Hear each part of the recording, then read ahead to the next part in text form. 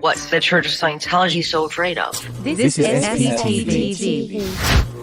Welcome back, everybody, for more SPTV coverage of the Danny Masterson criminal trial live from Los Angeles. Instead of the normal update this afternoon, I have something else for you. Now, for those of you who would like an update, the closing arguments began this morning. We started late, but Deputy DA or Assistant DA, I'm not quite sure which one it is, Ariel Anson did the closing. And she finished just before I left the courtroom at 11:30.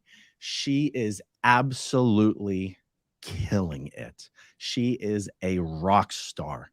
The closing statements, the closing arguments were incredibly done. They were so effective.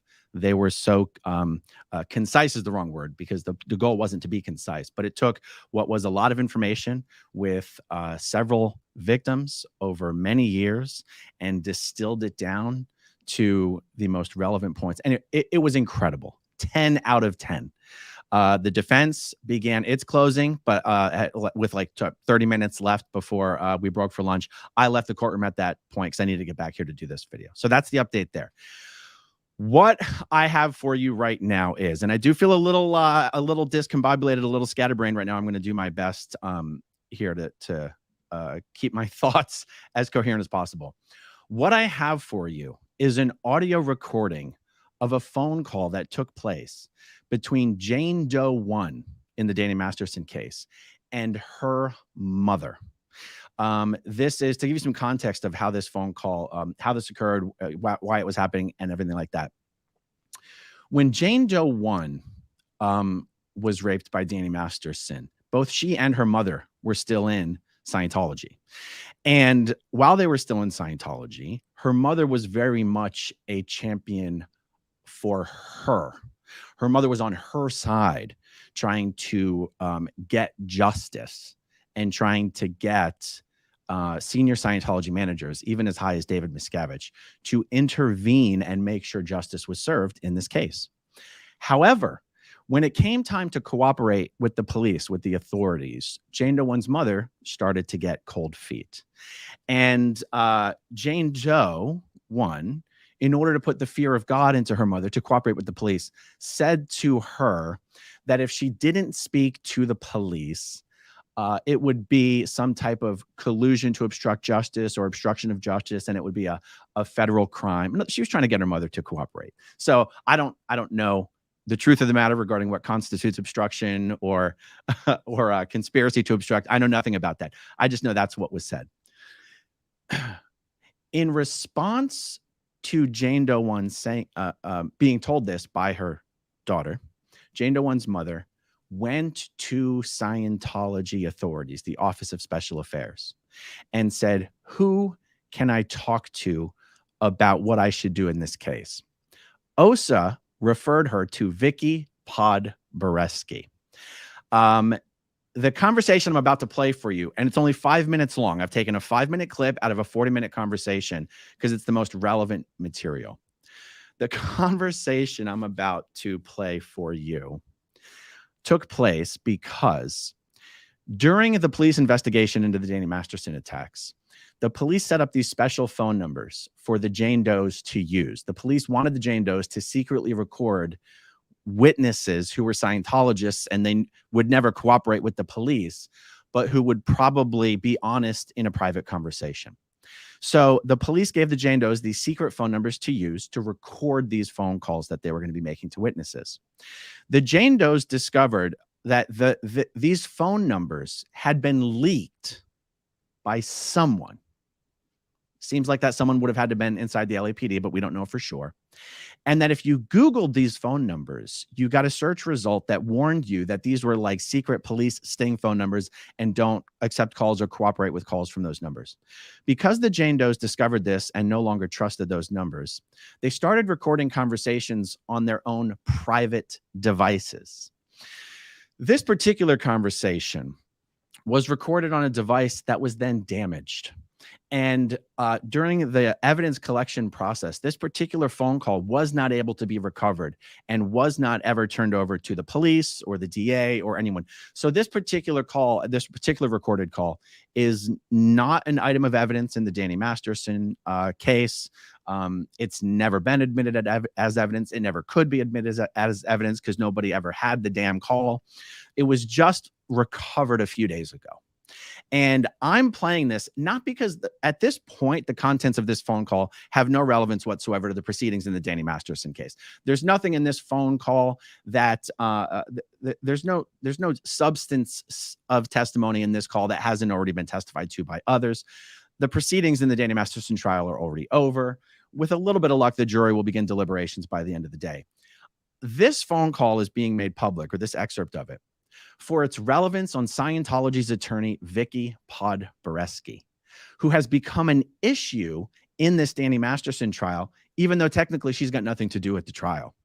Last week, the DA in this case found out that VICKI PODBERESKY had come into possession of nearly the entire redacted discovery file that the DA had given to Masterson's defense team. The judge specifically ordered in this case many times that discovery not be shared with any third parties outside of the case, specifically the civil attorneys. This was already ordered many, many times. When the DA found out this material had been leaked, he informed the judge. The judge was outraged and has scheduled an evidentiary hearing where VICKI PODBERESKY is expected to have to take the stand and answer some questions about this data leak. The call that I'm about to play for you, and I'm sorry for such a long intro, but I feel it's necessary. The call that I'm about to play for you, the client in this attorney-client privileged relationship has already breached the privilege of the conversation that was had with VICKI. The experts that I've consulted on this have told me that if the client has already breached the privilege of the conversation, the attorney cannot still claim privilege, or at least the judge can rule that the attorney cannot claim privilege. That's why this recording is being made public, because VICKI is expected to possibly take the stand next week. And it would be nice if all concerned parties knew that VICKI can't claim privilege with respect to at least this specific conversation. So without any further ado, and I hope you guys are going to be able to hear this okay, please let me know in the chat if there's any problems with it. Let's see if I can do this correctly. Have you talked to their attorneys? Because I know VICKI is their attorney. The church? VICKI's their attorney? Yeah. Oh my God. Who does you think you were talking to? An attorney that would be able to protect me against any allegations of wrongdoing and going to figure. You told her everything? I told her that that I needed to be careful. I needed to have advice on what it is that I should or shouldn't do, because I don't want to be involved in any of the cycles of protecting the church against people. Remember when you told me all that stuff? Yes. I called and asked to speak to somebody that is an attorney that understands the whole cycle of the church. How did you know to call her? I called her and asked them, what attorney can I talk to in regards to the issue of protecting the church and being charged with a felony? She's your attorney? I know her. Your attorney? Okay, I don't use her. She advised me that I didn't have to go talk to the cops. If I wanted to, I could. I mean, I went and got advice from her. Because she said I'm not under legal obligation to do anything. I got rid of the concept that I was potentially in trouble. She told me I didn't have to talk to them if I didn't want to. Wait, you met with her? I never met with her. She's in LA. You don't think it was weird she gave you free advice? I just talked to her that one time. I talk to attorneys all the time. They freaking charge you when they represent you. I talked to her about that issue that you told me that I would be in trouble if I didn't cooperate. Okay? And I was concerned about my own position. Okay? And it's like, what am I supposed to do? This whole thing started off from my universe, and this was about what's his name, Danny.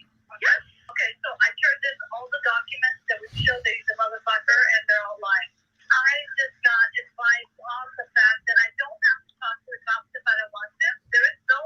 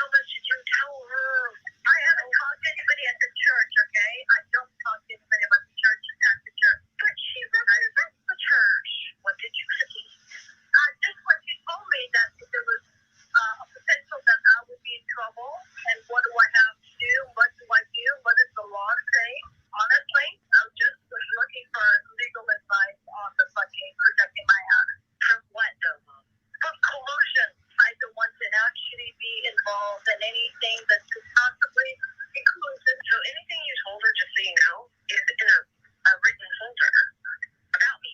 I want to ask you something. So she is the one that represents them? She's representing Scientology. That's who she represents.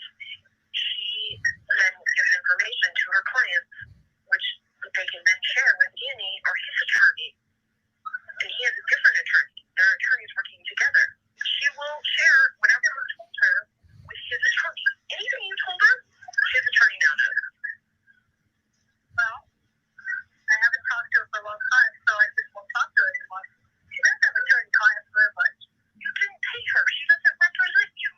She agreed that she was representing me, okay? Because I wouldn't talk until they agreed. She agreed that she was representing me. I have attorney-client privilege. Both law firms are working together. Well.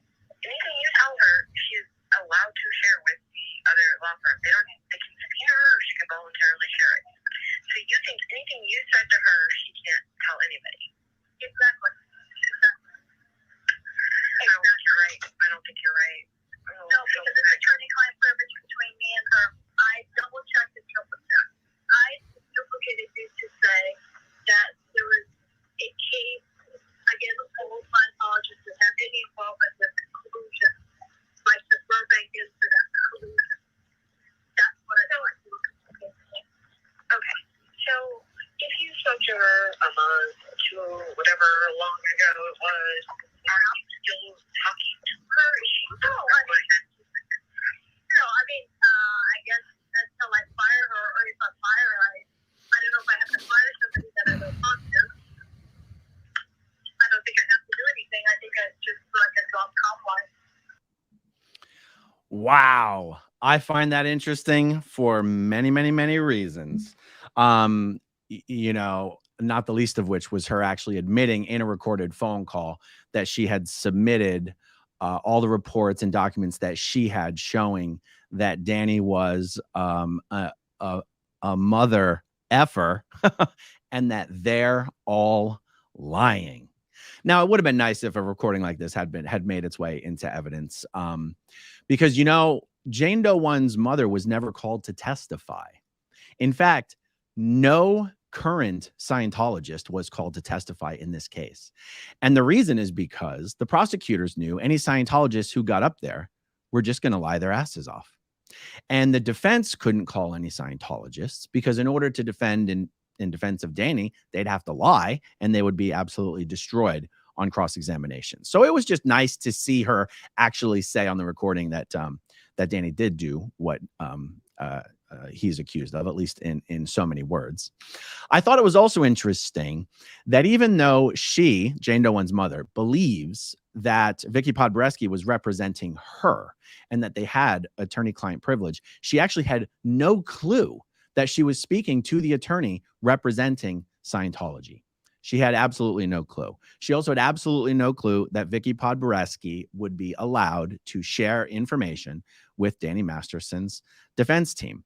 I also thought, now look, I don't claim to have any legal understanding of what actually what actually constitutes obstruction or conspiracy to obstruct or whatever, but you will see there that Jane Doe 1's mother makes reference to the fact that that is what her main concern was, being wrapped up with other Scientologists who were conspiring to obstruct justice. That's how I've interpreted it.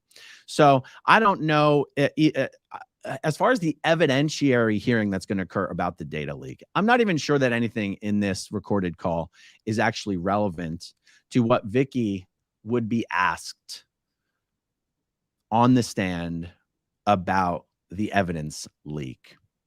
But this is one of the only actual pieces of evidence that we have that Scientologists were being instructed to go to VICKI PODBERESKY to get their legal advice. That her legal advice was don't cooperate with the police. That VICKI PODBERESKY was being paid by Scientology, not the Scientologists. By the way, Jane Doe 1's mother is very wealthy, could easily afford to pay VICKI PODBERESKY, and yet she did not. It also brings into question whether there was ever any retainer agreement in place whatsoever between VICKI and Jane Doe 1's mother. And if so, so was there any privilege whatsoever even though Jane Doe 1's mother was pretty convinced that there was. So, yeah, that's pretty much it. This is what I was going to release this morning. I decided to wait until the lunch hour. And yeah, that's it, guys. All right. Jumping over to the chat real quick because I got to get lunch and get back over to the courthouse. William Tubb, gimme the dirt. Okay. Cyborg Scientology, Danny's whole team signing up to sit in the room this morning made it so no one else could, including me. Very frustrating. I got there early too. Yes, it was a packed courtroom this morning, and a lot of Danny's folks took up a heck of a lot more room than was allocated to him, and it did prevent a lot of other people from getting in there. Everybody, I'm going to keep it short and sweet. That's what I got. Like I said, got to grab some food and get back over to the courthouse. I will have the full update for you on all the closing arguments at about 4:30 p.m. Pacific. Thank you, everyone, for watching. Thanks to everyone who watches until the very end, and I'll talk to you soon. Okay, if you want to see my rock and roll songs, click right on this guitar. And if you want to see a different one of my videos,